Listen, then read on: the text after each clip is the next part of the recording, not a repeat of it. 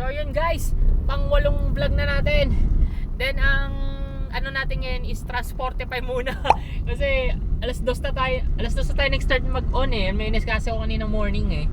Then pinasukan ako, alauna pala. Then pinasukan ako ng buong ni Transportify, I think mga 2 na. Then iyon, nakita ko pa Manila. Then sinunggaban ko na kasi marami naman yung pabalik eh, lalo na ngayon weekdays. Then ang pinya is 800 pesos.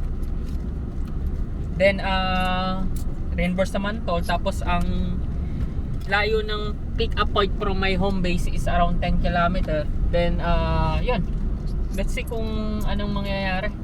Balitaan ko kayo. Actually nangangapa pa ako dito kay Transportify. So balikan ko na lang kayo. Ciao.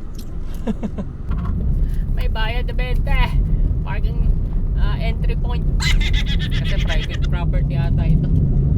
So yun, i-upload doon to sa app ni Transportify. I don't know kung paano siya, pero check natin. Let's go. Ciao. Sana kumita tayo ng malaki-laki ngayong araw kahit alas 2 na. Let's go. So guys, time check 3:40 na ng hapon. Then na-pick up na natin yung kay Transportify. Ang alam din ako kay Transportify, no? Kasi brain mo, ang i-deliver ito lang. Documents lang guys. Documents lang. Okay din kay Transportify, sasakyan pa. Siguro rush yung ano, yung documents. Ayun. Siguro nga rush yung documents, kaya ganto sila. Let's see kung anong mangyayari. Ngayon papunta na tayo sa drop off location. Then siyempre, may nag-overtake. Una ka na. Let's go. Ciao. So ayun guys, na-drop na natin yung first booking natin kay Transportify. Ngayon biyahe naman tayo kay Lalamove. Ang oras ngayon is 4:21. Nakaka-isang booking pa lang tayo guys. So may nakuha akong pangalawang booking. Ang pangalawang booking natin ay from Manila to Caloocan South. Ngayon Binondo siya. Pero malapit naman na ako sa Binondo nung sa pinagbabaan ko sa first booking ko. 2 kilometers away. Kaya kinuha ko na. Then dadalan din to sa ayun, Caloocan North pala. Then ang fee niya is 777. So kinuha ko na. And let's see, ang sabi naman daw ni customer is watch daw ang dadalhin. So yun, balitaan ko kayo pagka na-drop ko na yung second booking natin. Let's go! Ciao! So yun guys, nakakuha tayo ng double booking kaso parehas pa Caloocan North. Then ang estimated time arrival natin is alas 7 na.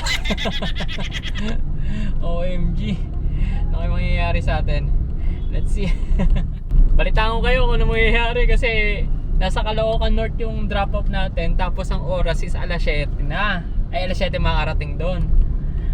May makukuha kaya tayong booking pabalik.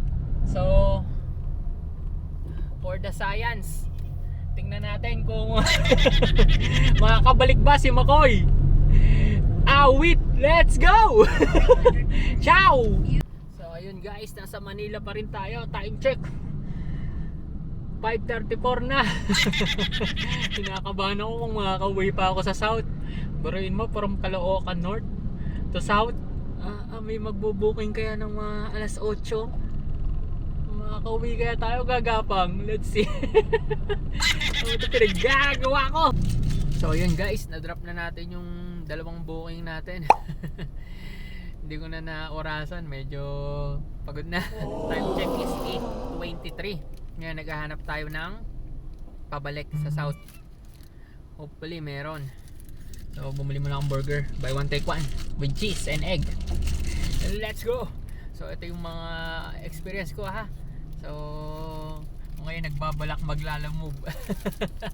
Ito mangyayari sa inyo lalo na kung long ride. Hop. Ay. Sad boy here. Time check is 10:40 na guys. From Caloocan North. Wala tayong nakuwang booking. Tapos meron tayong isang nakuwang booking. Kaso nga lang, yung nakuha nating booking, mali daw ng pick up point. Sa may Makati daw pala. Ewan ko lang kung nagte-trip ba yun o what. Then yung ano naman natin, yung pangatlong booking naman natin ngayon, pang-apat pala, na-accept ko. Ang ipipick upin, mga taba daw ng baboy. Gusto po, taba ng baboy. Na-accept ko naman siya ngayon. Pinapa-cancel ko na lang kasi naka-plastic lang daw. Diyos ko, pangansa naman. Ngayon guys, I think itong biyahe natin ngayon, lesson learned ko dito is kapag ka 5 onwards na, tapos nasa Manila ka, huwag ka nang kukuha ng tapos long ride yung pagbabalikan mo, huwag ka nang kukuha ng pa-north pa or malayo sa bahay nyo kasi mahirapan ka makabalik. Katulad ko, nahirapan ako makabalik. Yun, share ko lang experience ko sa inyo. Medyo malungkot this boy here. Ang sad kasi nag-start naman ako, I think mga alauna ata, alas 2. So dapat pala nung mga time na yon, Manila to home base lang talaga. Manila isang papunta, tapos home base pabalik, double booking hanggat maaari. Well, anyway, sineshare ko lang experience ko sa inyo. At ayun, yun lang. So sana may natututunan kayo kung sakaling magbabalak kayo maglalamove. Ito yung maging experience nyo. So sana makatulong din. Yun lang. So ayun guys, time check is 11:25 na ng gabi. At malapit na tayo sa home base. Ang napagas natin is 1,040 something ata or 50. Ewan ko guys kung may kinita tayo ngayong araw.